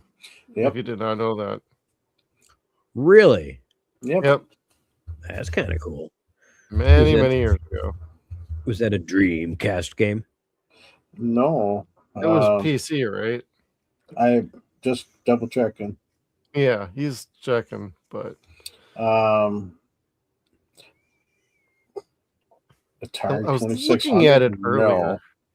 Oh, there was an Atari 2600 game called SeaQuest 2. Yeah. No, this one was actually like a attack sub game. Mm-hmm. Neat. Oh yeah, Atari 2600 SeaQuest online game. Yep. So, but I thought there was one actually related to the show too. Oh hell. I don't know, but I'm going to sink me some Irish chips. There it is. Super Nintendo. Ah. Yep. Yeah, that's what it was. Super Nintendo. I forgot DSV. Oh yeah, that'll do it. Mm-hmm. Don't worry, when we get to season 3 is just called 2032 anyway. So anywhere online from $1.59 to $85. Dang. Yeah, just a loose cartridge. Oh, that was $1.58 for the case. Yep. But 25 average, but it could go all the way up to 80. Oh, it's on Sega Genesis too. That's right. I did have it on that. I was like, Oh. wait a minute, I thought it was on Sega, but yeah, it was too. I might That's need to $18. take a look. Yeah. Yeah. All right. Yeah, I'm gonna get my Sega out at some point soon. Oh, I still got mine hooked up because I've been playing Stargate. Yeah, Yeah, that I game's really hard. want to play that. I want to finish my Shinobi game though first. Yeah, Shinobi. That Art of Vengeance, dude. Kevin, Mhm. It's addictive. what a pain in the freaking ass, but Awesome. good game. hmm Yeah, I started playing where I left off the other day after we talked, and then I gave it 10 minutes, 15 minutes of getting my ass repeatedly whooped, and I'm like, all right, come back to it in another 3 months. I'm at the Neo City. Ooh, that one's fun. I'm dealing with a helicopter currently. Ooh. That's a pain in the ass because he'd be chasing Yeah. you. Yeah. But I will get back to that. But on that note, we can move on over to the other creepy episode. Mhm. Night of Shadows, episode number 8. When Bridger is hurled across his quarters by an unknown force, it leads the SeaQuest to find a 100-year-old sunken ship where the spirits of those who perished there haunt its ancient hull, one of which possesses Dr. Westphalen. Mhm. And I like the creepiness on this one.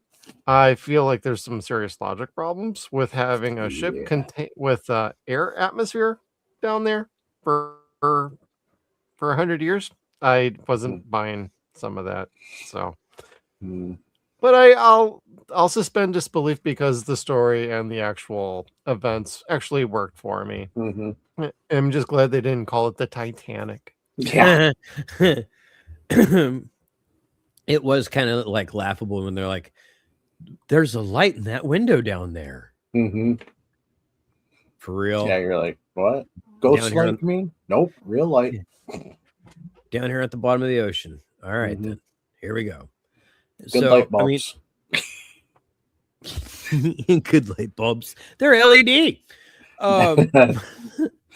I really enjoyed this. Like, I love supernatural stories. Anything that's supernatural, I'm totally down. And they did a really good job with this, making it spooky, but not having a cheesy ghost story. Yeah. Or a campy horror episode. Mhm. It wasn't that at all. Like, it was very artistically done. It was very classily done. Yeah, good tragic story. So Yeah. And then redemption at the end for the character. So you're like, okay, well, I'm still feeling a little unsettled. I know I shouldn't be, but I really like this. It was cool. And again, very short episode. Yeah. How about you, Skeeter? I liked it. It was another one of my favorite episodes of the first season. I mean, yeah, they did explain how the oxygen was still going because they used sea sponges and a couple other things. I was just like, what? But yeah, then using the current to power it up. Yeah, okay. Yeah, that's possible. But still, seawater all that time, it'd have rusted away. But I'm going to use supernatural ghost powers for holding it together. Same with the light bulb. Yeah, hundreds of years later, still going.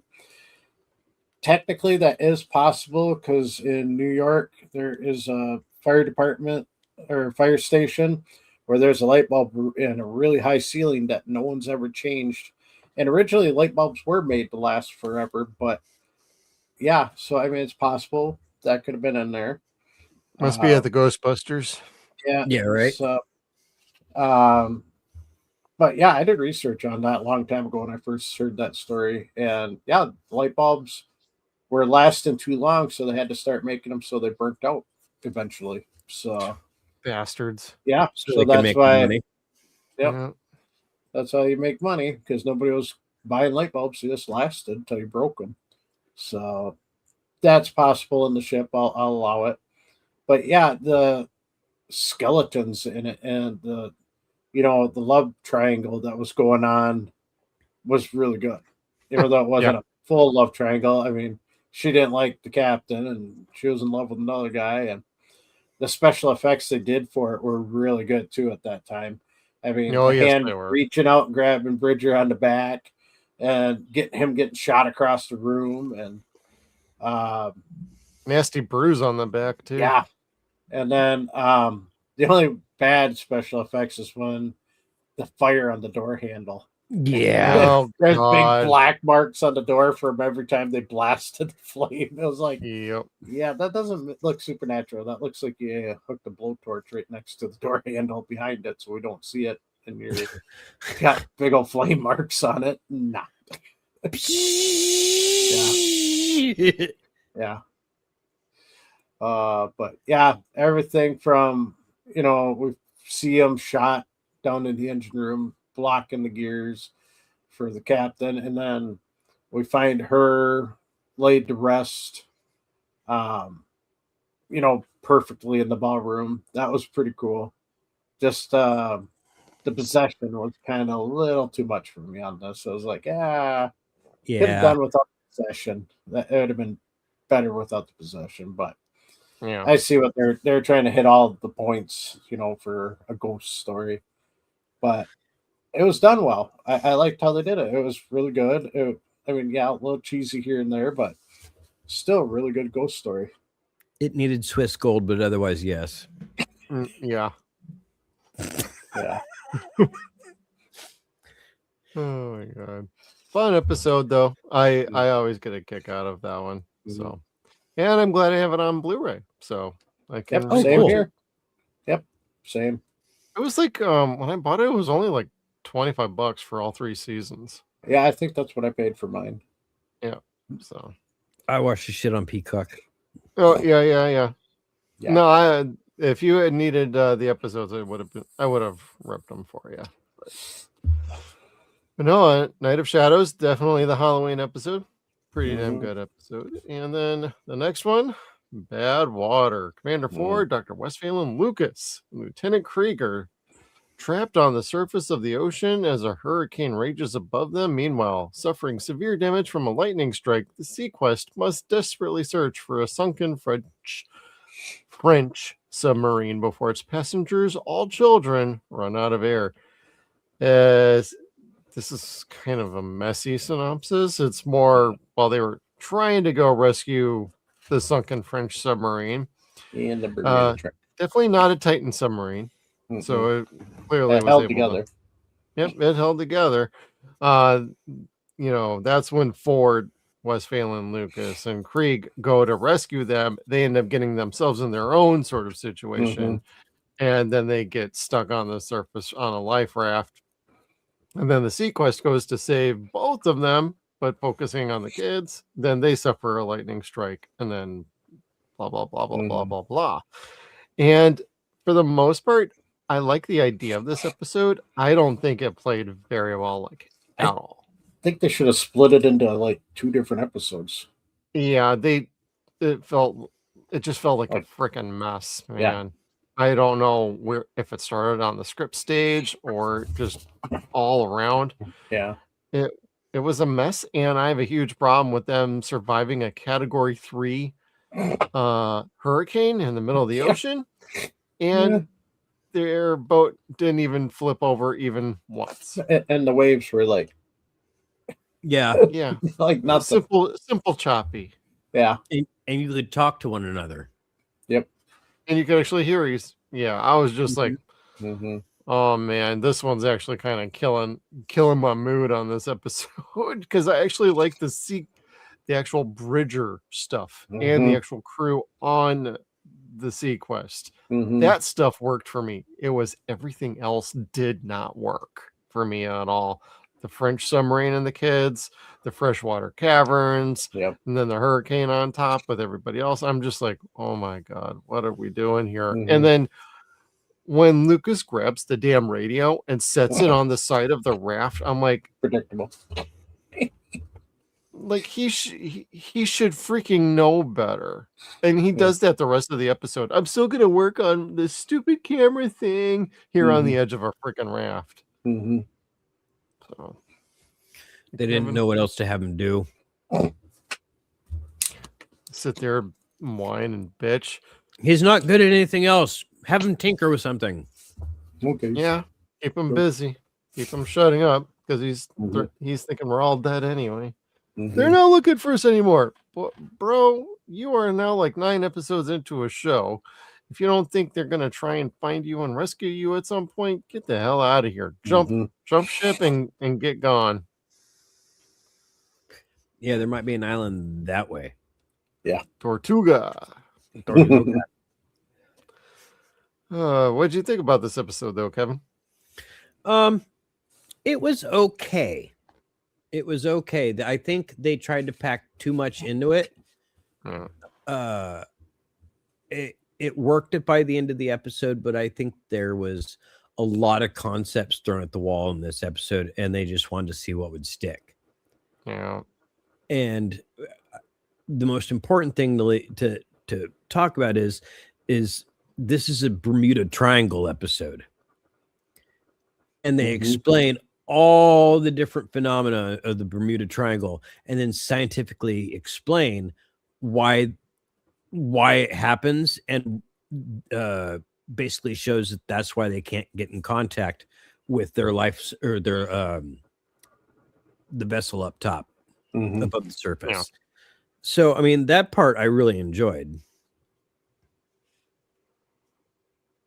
I like the locomotive being on the bottom of the seafloor. What was causing doing there?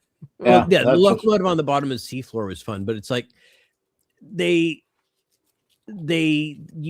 have the mythos of the Bermuda Triangle, and they immediately stray away from it, and they've got a whole bunch of explanations as to why this myth is a part of the triangle, why that myth is part of the triangle, why this is part of it, and then they just kind of drop off and don't do anything with it. It's more of a situational episode, situational awareness episode of you're focusing on the race to get this crew back down into the SeaQuest for safety, more so than, oh gosh, how do we get out of the Bermuda Triangle? You're right.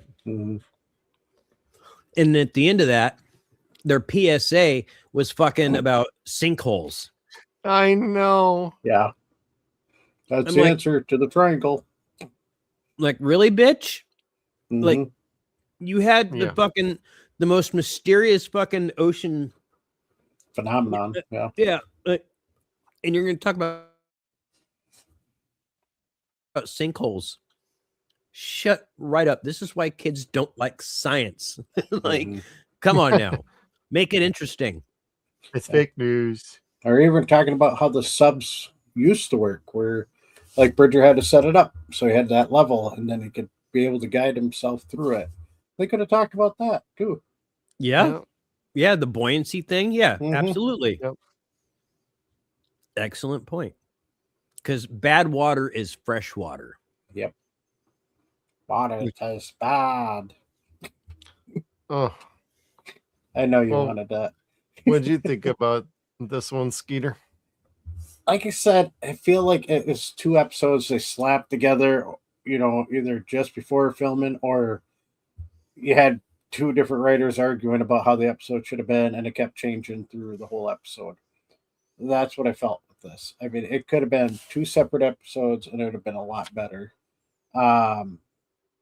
But yeah, luckily that French sub had all those emergency air backups on it, or else those kids would have been dead right away. But yeah, lightning hitting their floating device on top, that was pretty cool because that's what would happen. Yeah, like they said, it's giant lightning rod on top of the water. Yep, that's what it is. That's what will happen. But then the whole ship getting screwed up. That was awesome because you don't plan on lightning strike in your sub. So, no, but would that have electricity actually damage the sub for it being submerged in that much water? Like you'd figure it would disperse by the time it got down there. Yeah, but it's got a steel cable running straight to it, so it's going to follow. And water disperses, but steel will follow all the way. Oh, so shit. it gets to a spot where it could ground out. So Fair enough. Fair, that's actual science. So, Mhm. but yeah, I Well, love that's how why I they. asked. Oh yeah, I love how they stripped the whole bridge apart, trying to make Yeah. it so that it's still operable because they had minimum usage of motors, and they took one of the whiskers apart and using power to all the stations for 30 seconds, just to keep it going so they could try to find everybody. But at the same time, it's like, yeah, you're trying to do two things at once here, and it would have been better as two separate stories or even two episodes back to back, like, all right, Yeah. we got this, we saved them, okay, we got the kids, let's go find them out of the hurricane, or a hurricane comes while they're trying to find the French kids first. Okay, now Yeah. let's get everybody on top. Oh, a hurricane kicked in. Like I said, two episodes right there, not one. I thought those were all extras from The Prisoner. Yeah. They had the fucking red and white stripes. Yeah. Or from the video game awards for Expedition 33, the whole crew made that. They're all dressed up like that too. It's like bad. Did they really? Yeah, they wore the French striped shirt with the red what's it called, scarf around their neck and the berets. I'm like, Lord, they looked horrible out there. Then they lost their Game of the Year award because they lied about using AI. When we didn't. Well, maybe we used quite a bit. Maybe we used quite a bit. Well, it was a little. It started out we didn't. Then all of a sudden went, just a little bit. Well, yeah, about half the game. It's just the parts that you used to play the game. Yeah. So I thought that was fun. Everybody still really enjoys the game. Yeah, I haven't played it yet, but everyone tells me how great it is. Yeah, same. Oh man, the regulator, everybody. When the air conditioning breaks down in the crew quarters, Craig has no choice but to turn to the regulator, a cutthroat black market trader who hides a shamed past with whom Bridger is familiar with, again, and with whom Lucas finds he can sympathize with. Lucas gets a little cranky in this one, but I actually really get a kick out of everybody having to bunk with other people that they really don't want to. And you find out what Bridger has to deal with Lucas and his heavy metal music. And I'm like, oh. Yeah. And then he turns to Creek and he's like, yeah, you're right. I don't want to know how you get this. Just get the part. Because their call center, they wouldn't fulfill their freaking order. We're not fulfillment. They had the whole. Yes, we got your order. It's yes, like, wow. I confirm your order. We do not handle fulfillment. Yeah. It was just like, oh my God, this is like, some things never change, man. Some things have never changed. Yep. Kevin, what'd you think? Not about my this? job. Oh, yeah. I think I hated everything about this episode. Like Jonathan is a total simp for the regulator. Yeah. Like, put your dick I back agree. in your pants, dude. You didn't even get that fucking wet for fucking lieutenant commander doing her workout and stuff, all sweaty and moist. So that part was a little weird, awkward to a point. Yes, it was. Calling yourself the regulator, come on, man. Like, regulators. That's just stupid. Stupid. The Ravager would have been interesting. Something, yeah. And then to have him dressed up in like old Civil War style clothing with steampunk glasses, and I'm kind of like, Firefly ain't coming for a while, guy. Yep. Yeah, like I don't really think that needed to have been. The orangutan was all right. Jonathan like running his mouth about, oh yeah, he goes out to eat right around here around this time. Shut up, bitch. Yep. This is our super secret government project, but you could come look at it. See, I want to be just like you, weirdo. We got 197 pounds of bananas for your stupid monkey. So stupid. Orangutan. Monkey. Or as Darwin would It's say, an ape. ape. Yep, he is an ape, not a monkey.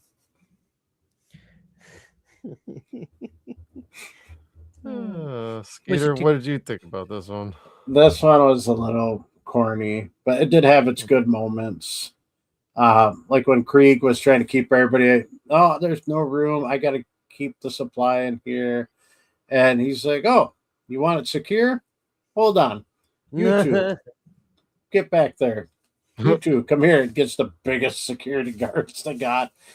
It's like, oh my God. And the one dude doing was yoga, God. scream yoga, and then the other one's doing his counting. You made me lose count. Sir. Oh Yeah, that was good. But every time they said Vern, all I could picture is Ernest. You know what I mean, Vern? You know what I mean? Right. You know what I mean? Every time it just kept clicking in my head. Vern, hey Vern, hey Vern. Yeah. Yeah, I was thinking the same thing too. I'm like, wow, I can't unhear that whenever I hear that name. Then Bridger sees him go by. Like, okay, that was an orangutan. Oh, and immediately he calls. At least he didn't wait. And then he's like, I thought I saw you running around here. Yep. Thought that was you, Vern. But, you know, he just kind of takes it as, all right, well, another day in paradise. Mm-hmm. Today ends in Y, so we're going to see some crazy shit running down the halls. Yep. Yep. As long as the air conditioning's working, it's not a problem. The whole thing was just dumb and wanting to find the center of the universe to find peace. Like, yeah, that was when it lost me in the episode, honestly. And I'm like, oh, this is kind of a dumb idea. That they could not understand or grasp metaphor, symbolism, things like that. You're just kind of like, come on, really? But the dolphins came out of the water and went back in. Yeah. What the flock does that have to do with the center of the universe? God. I don't know, man, but it's right there. It's all right there. Right there in the center. I thought Darwin was going to be like, you're stupid. Don't that would have been perfect. Circle. Center. Darwin. Where's the center? Right where you're pointing. Yeah. Right there. Just have them call customer service. Yeah. Don't tell them. Right. We do not handle fulfillment of your crazy theory. We just confirm your crazy theory. Yep. Have you unplugged your thing and plugged it back in? No, I have not. Apologies. You can talk to my superior. Have you checked inside yourself for a center? How many legs does it take to get to the Tootsie Roll center of a Tootsie Pop? I do not know. 1, 2, 3. 3. I think we're getting goofy now.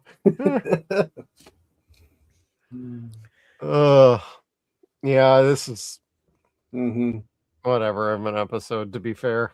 Like, good idea, poor execution. Yep. But and last episode that we're going to be covering here tonight, everybody, is Sea West, episode number 11. When the SeaQuest visits the Broken Ridge mining colony, one of the colonists desperately pleads for the crew's help to escape from a dangerous situation straight out of the Old West.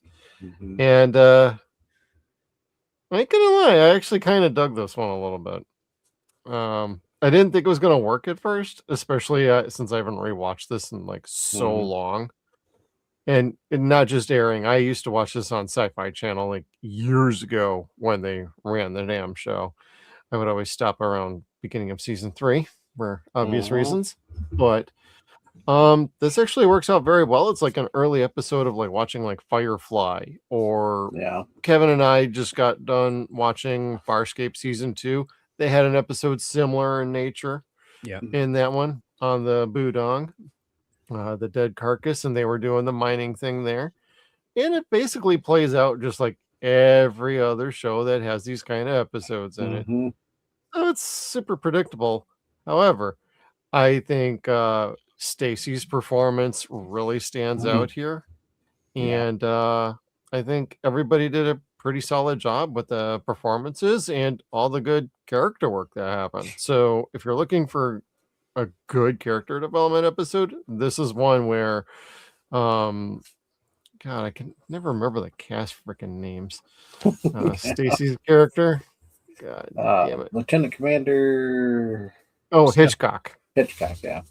Oh yeah, that was something I noticed was some of the last names were kind of plays on other directors and producers and things. But you know what? I got a kick out of this one. It is so like average as a plot though. So cookie cutter. Kevin, you got any thoughts on this one? You know, it was a bit cookie cutter, but it had some really good cameos that elevated it to the point where you're kind of like, okay, this would be really bad if David McCallum wasn't the bad guy. And it's really interesting to have David McCallum be the bad guy because I'm so used to seeing him as Ducky on NCIS, like being the kind, sweet man and like very intelligent and shit. And he's that's where you kind know of the way him from? Okay. Yeah. And I was kind of like, well, okay, that's cool. And he plays a very good bad guy. But I don't find him to be more menacing than David Morse. So I think maybe they could have gotten those roles reversed. I don't know. Like David Morse can play both a good guy and a bad guy really well. He could be just as warming as he can be menacing. I've seen him play the perfect a-hole in like so many things, and I'm like, man, watching him be the good guy in this is just a little weird. Like, was he a good guy? That's why I like The Rock, because he's kind of both in that movie. You know, he's doing the right thing. He's not mercenary. He's there for his general. Right. So anyway, this wasn't so horrible. I didn't dislike this one. I like this one a lot more than the previous episode. Is a little predictable. Sure, everything is in this show, but it was a lot more fun for me to watch than the previous episode. And again, the previous episode wasn't bad. It just wasn't all that in a bag of chips for me. But this one I liked a lot more. Skeeter. Yeah, kind of like you guys were saying. It's predictable country or old Western style episode where, this poor guy who was doing good, all of a sudden this bad guy came in, takes over and help us. And I could have helped myself at the very end when I beat the crap out of the bad guy. Like, I'm twice his size. I got twice the muscles to him. I know, dude. Like, really? So I was kind of disappointed with that, but Hitchcock singing, yeah, that changed the episode around for me. She looked good, man. And she sounded good, too. Yeah. I don't know if that's her real voice or not, but damn, sexy voice. It might have been, but definitely you could tell it was recorded. Yeah. And placed over. But just an underwater Western, technically. All about that mining rights there, boys. And the only good underwater Western ever that there's been in film is Top Secret. I've never seen that movie, actually. Oh, really? Oh. Correct. That's Val Kilmer, right? Yeah, it's all funny. Val Kilmer, really young Val Kilmer. Okay. So it's I think funny, he did that after Real Genius or just before Real Genius. Right around, I can't remember if it's before or after. But it's the corny goofball slapstick comedy, and it's good. Kind of like a National Lampoon's. Oh, cool. You had never seen it, Kev? No. Oh, you guys got to watch that for me. I'm down. I think you'll really dig it. Okay. It takes a bunch of spy movies and slap them into one, kind of like Scary Movie did. The first Scary Movie, kind of like that, where they make fun of everything. That's us. I mean, the big black guy that's a mercenary. His name is he's French, and his name is the Chocolate Mousse. Okay.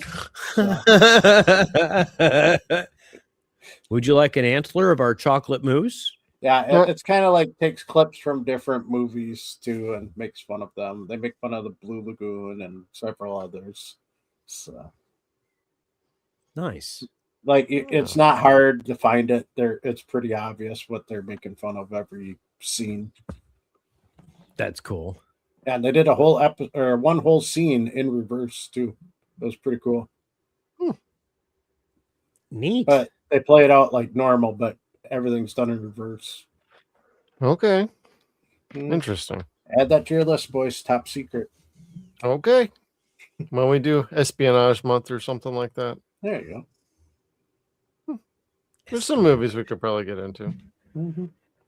Yeah. I like movies. I like spy movies. I like espionage. I do. Have we even done too many of those? I know we did like Spies Like Us, and we did. Yeah. Did we do Spies Like Us? I thought you guys did. Maybe not. Or We'll you have think to we had evaluate Vanessa our. Angel? Yeah. Because we did have Vanessa Angel on not long ago. We were talking about Spies Like Us. So Maybe that's what it was. Is that you and I like, but it Mhm. was part of an interview that wasn't even like 27 minutes. I was gonna say I don't think it was us because I don't know that I've actually sat and watched the whole thing from start to finish. Oh, dude, yeah, maybe we will.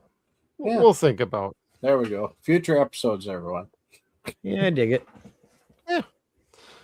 But on that note, that is the first half of SeaQuest. In about 2 weeks from tonight, we will be doing the last half of the season, and we'll talk about how we feel about it. But before we head on out, super quick, Skeeter, you want to let everybody know where they can find you and what's coming up next? Sure. You could catch me normally with Jeff on Thursday nights on Stargate Files as we're getting up to the 100th episode of Stargate. So with our probably most favorite episode of the season, Wormhole Extreme, and Jeff is going to be giving some goodies away, so stay tuned for that. Working on a giveaway, everybody. Yeah, working on it. Otherwise, you'll see me tomorrow night, Saturday nights, Dead World Live, before the wedding season kicks off here in a few more months.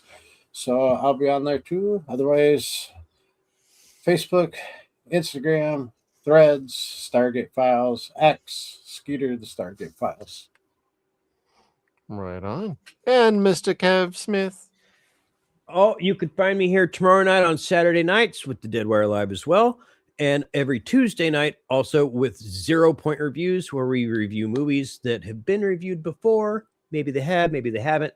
Usually not by us, but we talk about what's good about them, what's bad about them, and, give them a final judgment on what we think. We try to give it a fair shake of what a normal person would critique a movie as. And then we talk about everything about the movie that has nothing to do with the movie. Kind of like 30 points of separation or 30 degrees of bacon. Is that what it is? 6 degrees of Kevin Bacon. Yeah. Which is actually kind of impressive these days. Yeah. I can't believe that thing has lasted for as long as it has as far as the game goes. And it's just gotten even bigger. Yep. Because he's gotten even bigger. Mm-hmm. Yeah, and he's done even more movies and TV shows with more people than he never worked with before. Yet we can't get another goddamn Tremors movie with him in it or show. Yet. Hopefully. Yet. Yes. But on that note, thank you all for tuning in. Make sure you hit that like button on the way out, share and subscribe, and we will see you all on the next one so you can punch out from the graveyard shift. Skeeter, how do we end on the other? Oh, come try Get out.